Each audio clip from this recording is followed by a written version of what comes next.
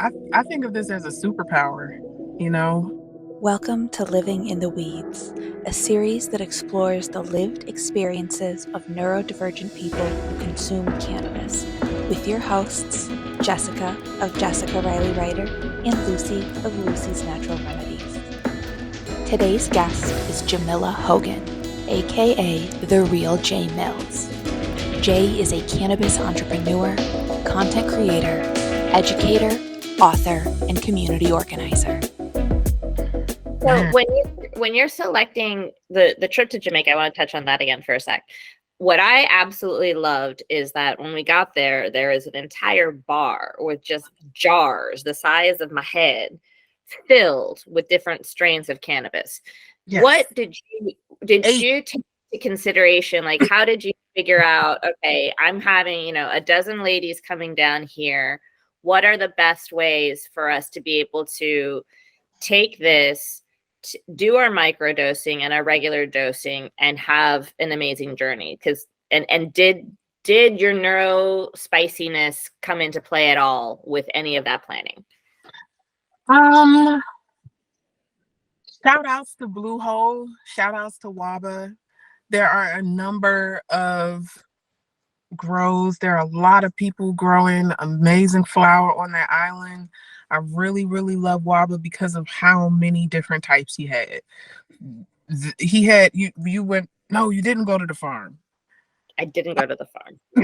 I was about to say you've seen he has dozens of flavors. So it was a selection process as to what we actually brought back. Being aware of the different terpene profiles, and because I've noticed, like, have you noticed when you go to the dispensary and it's like they're showing you like 4 different ones, they all smell the same? And it's like, okay, but what else do you have? Like, you guys can smell the weed that you buy? It depends on the dispensary. It depends on the dispensary. To Herbal Alternative for the fan and Cannabis. And of course, there's always your local plug.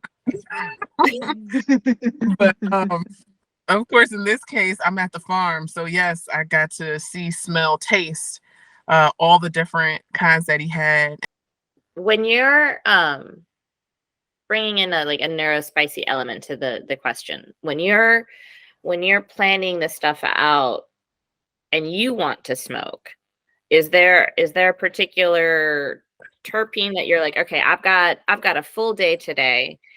I'm going to be interfacing with people, so I don't want my stage fright to get in the way, and I don't want my executive dysfunction to get in the way. What you open up your weed box and you're like, okay, this is what I'm going to do today. What would you do? I really am a Runsa-Cake-A-Lotto girl. That is such a straight hybrid to me.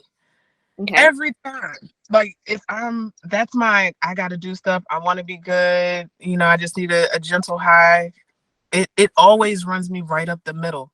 It's never so heavy that I feel like, man, it's never so up that I'm just buzzing.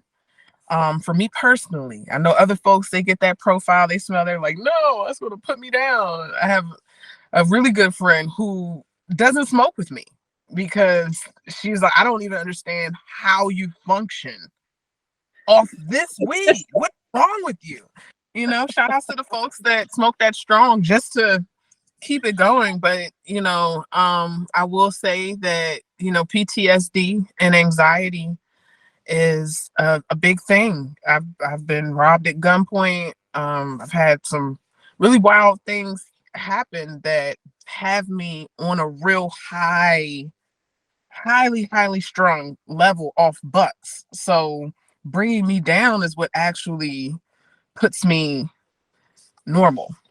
I'm like trying to see if we can find like the terpenes that are in there. So it's looking like we're at like the linyl limonene and caryophyllene, which is what I usually call like a party, because it's like you're taking these like heavy hitters, right? And my experience has been that caryophyllene is just kind of like the steroids to the rest of the terpenes, because it just kind of influences, and the research that I've done supports it. They're like, yeah, this is something that's going to just basically take all of the other stuff and kicking up another level, right? So it's like the cheerleader for the other terpenes. Like, you can do beta caryophyllene is the one that acts as a cannabinoid in your endocannabinoid system, isn't it? It is. Yes, that's It yeah. is. It pulls a lot of weight. That's interesting that so the two of you all have a positive, energetic, functional effect from caryophyllene. But for me, Oh, I didn't say energetic. I did not say energetic.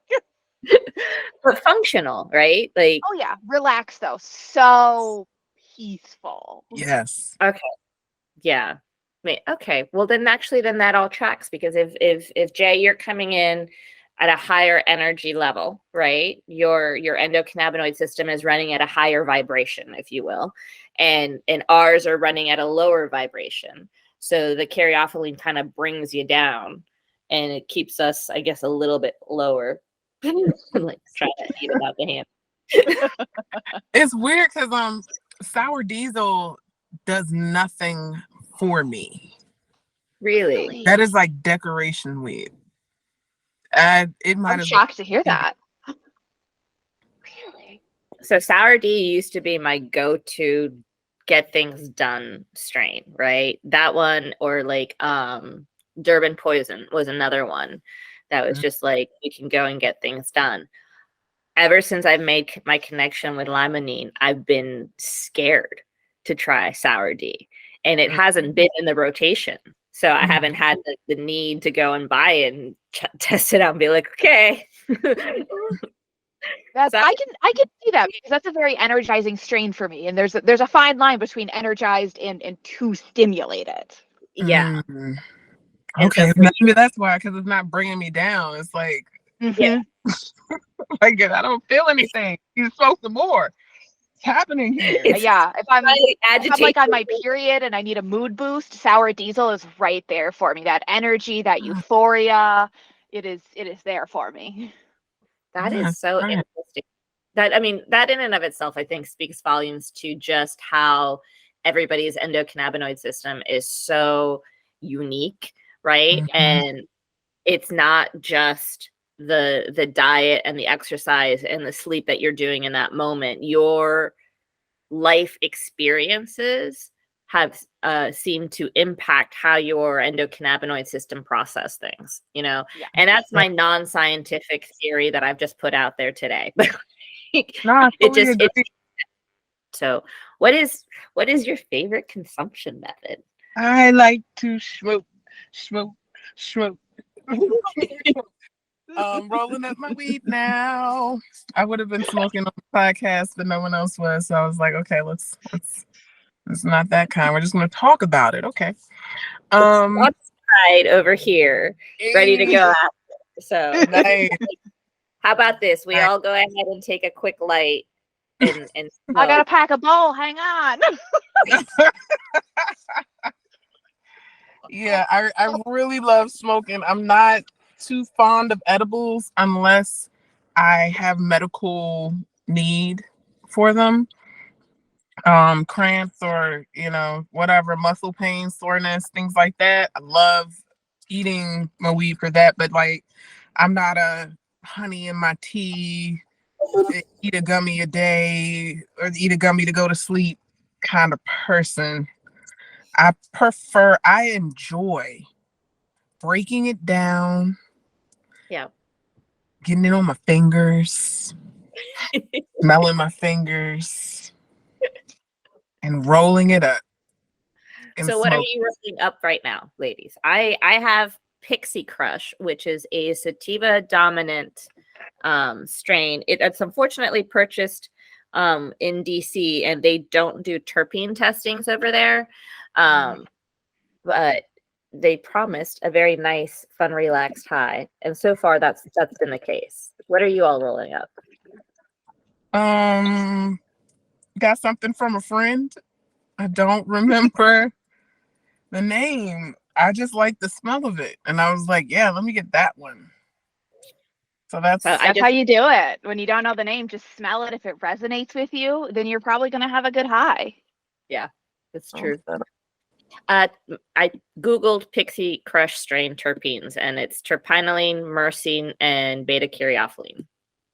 Interesting. Which means I've got a nice bag of Gorilla Glue over here. okay. Picked it up in Maryland, so it includes the terpene profile, which I absolutely love.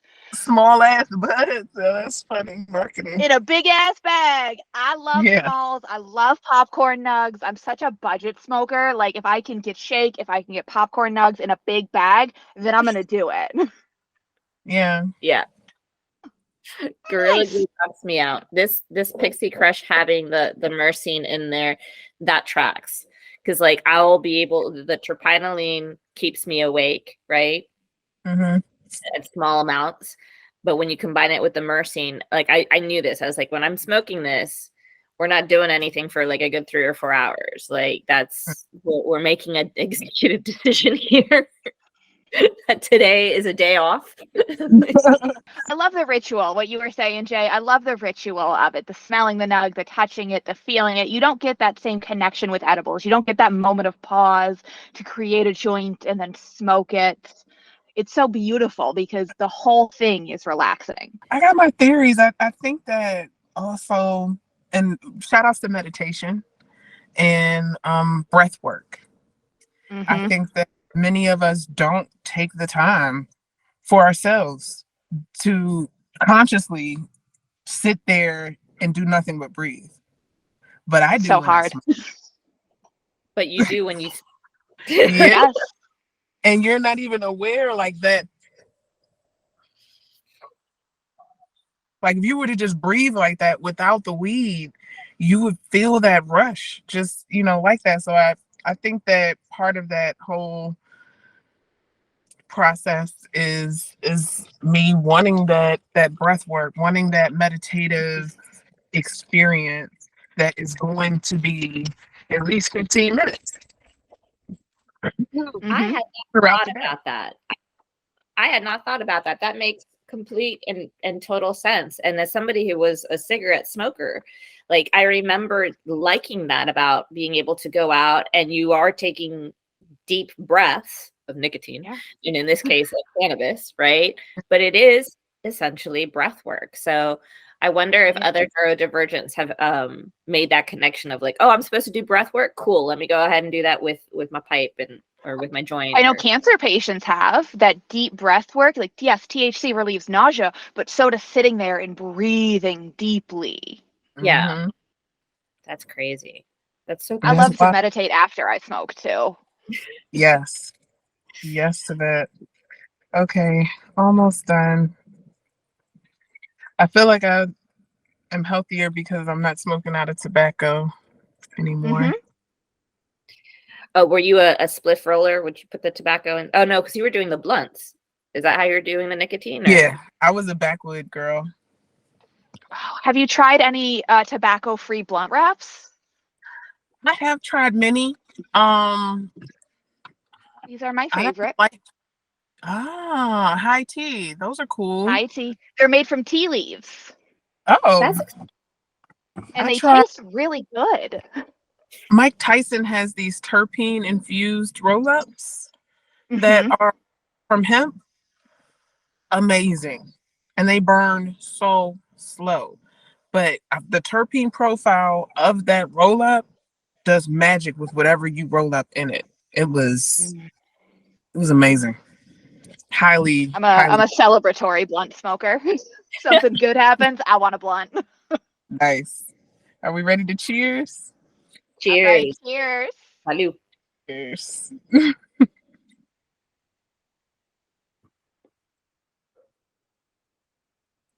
I was always smoking Dutches, and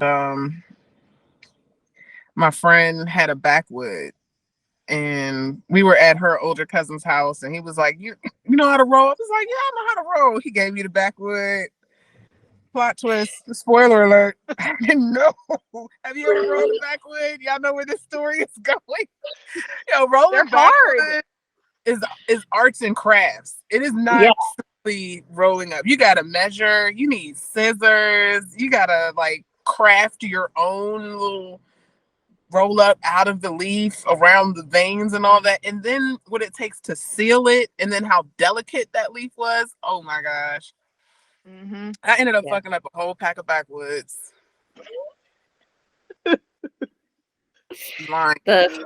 The first time I rolled a joint, I was in Amsterdam, and I had always been smoking from pipes and bongs. And if I had smoked from a joint, somebody else had rolled it, right? But the first time I had to actually roll it, I'm sitting there at the coffee shop because they didn't have pipes, and it didn't occur to me to go buy one because I just went to the coffee shop thinking I could just go get high there. And they're like, "Okay, here you go," and they were like king size on top of it. Oh my god. Those are so hard to roll. So I'm sitting there, and it looked like a bonbon, right? Because like where I like pinched my fingers to roll it together was like, so it was just like smoked it. I most definitely smoked it, got laughed at, the weed dropped out of it. Like it was a disaster.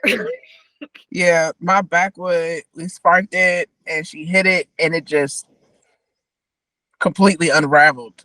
And just the cherry fell out one end, all the weed was on the table, and she's just holding a loose leaf, looking at me like, why didn't you just say no? I don't know how. You're like, because I thought I could. I believed in myself. Yeah. So, two more questions that I always ask everybody. Mm-hmm. When was the first time you got high? And when was the first time you got high and realized, hey, this might help my neuro spiciness? So I started smoking at 14, but I did not get high until my 15th birthday. That's usually how it goes, right? It's like the first time for some reason doesn't ever really stick. Yeah, the day before my birthday, someone halfway through the blunt was like, you're not even smoking. You're just blowing smoke. I was just blowing it out like you smoke cigars. Right. That's how you smoke cigars. Yes, I did the same thing. I didn't know. I thought I was smoking weed. No, he was like, now hold it. In and out, in and out. And then, okay. So the next day, happened to be my birthday, and I was skipping school with my best friend. It was also her birthday. And we were just walking around the neighborhood, and the neighborhood weed man was like, why y'all not at school? We were like, because it's our birthday. He's like, stop lying. He got so angry. We were like, we're not lying. He was like, it's my birthday. He was like, what? No, you coming with me. Okay. So we go to his crib, and he had about a quarter pound on the table and was like, it's our birthday, rolling up. And my God. Now that I knew you how got to smoke, I got so high. He lived 6 houses down from me on the street. I tried to walk back home. I ended up coming back because I was like, I can't feel my feet. I don't want to fly home. My mom is gonna want to know why I'm floating, walking on the moon. They were like, "Oh God, these dudes, we done got little girls high. Have a seat, drink some water." Damn. Drink some water. That is hilarious. I will never forget. Yeah, I was walking with the careful steps. It felt like I was on the moon. Like I was gonna bounce up off the earth. Like gravity was not gravitying for me. And that was 15. When did I realize that it was helping my mind? I'm really trying to put that correlation together outside of, with my son in my 30s. Like, wow, did I really just spend my whole teens and 20s just getting high for the fuck of it? Doing music, it was like kind of intrinsic to the music. Like, okay, if I'm high, then I can zone out and I can write this, I can create this, we can freestyle, we can do these things.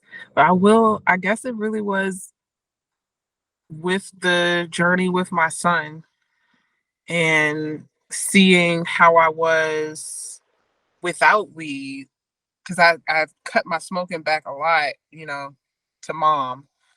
And then coming in to realize, like, dang, when you're stressed, you do this and you come back and you're a fun mom again. Like, this is how you laugh at, little kid mistakes and have the patience to deal with him. And I started to really realize, like, this is medicine, and set aside these times so you can take your medicine, because if you don't take your medicine, you're kind of dead.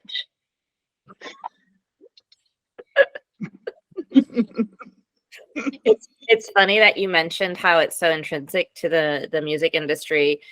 For me, I used to do slam poetry, and like I remember when I got into it, the people in the community would watch me go and get high in my car because I couldn't get high at the coffee shop, and I'd come back and they're like, "Oh, why are you writing high? How are you able to do that?" I'm like, "Isn't that part of the process? Isn't that what all the writers did? They got intoxicated in some way, shape, or form." Yeah. And then I realized I couldn't get on stage if I wasn't high, right? Because of the anxiety that would come with it. So it doesn't surprise me to hear you say I took me years of just smoking and not making that connection, because like I think, having a late diagnosis with neurodivergency adds an interesting, throws an interesting wrench into the whole situation, because of the fact that now we look back and we're like, okay, were these personality traits or was this neurodivergency? Was this, was I a moody child or was I overstimulated? So, and right. And so when you go back and you look at it and you're like, but I was smoking weed and I felt comfortable, it makes sense that we would not have made that connection of like, this is medicine for us right now, and that this is helping us with our symptoms, because we didn't even know that the world, defined that as symptoms. That they were symptoms. Right. Yeah. They're like, oh, she's just being a Gemini. No, she might have like not had breakfast or whatever and was almost overstimulated and is stressed out now. And because she doesn't have food in her belly, like that's why she's, whatever. I'm saying that because I'm hungry. But I think of this as a superpower, and realizing that when I don't have need for this particular superpower because I'm not doing an event where I have to be mindful that I'm the hostess and also aware of what everybody is doing at the same time, and not be overstimulated by all of these simultaneous thoughts that are equally important, how to not look like I'm freaking out, how to not lose my temper at someone who's asking me a question for the third time, but being present and happy throughout all of this. And then you're home and you don't have all of these people. I gotta decompress all of this energy, but energy can't be destroyed. So where do you go? What do you do? How do you manage that? How do you channel this? When you have all this energy, the same mind that is able to create, that's crazy. If you do any type of art, any type of creativity, you don't live here and now. You live somewhere else. Your mind is elsewhere in a future, in a hypothetical dimension that is bringing forth new ideas that you feel the urge to actually enact in this plane. Like that's crazy. You out here making your dreams come true. People don't do that. They just forget about them and do what they're told. But you're trying to do something different, It's a superpower. So shout out to weed. Yeah, for giving us that tool that we needed, Yeah, weed is my Clark Kent, so I can put my glasses on. And Oh my God. That was beautiful. I think that is a perfect place to end.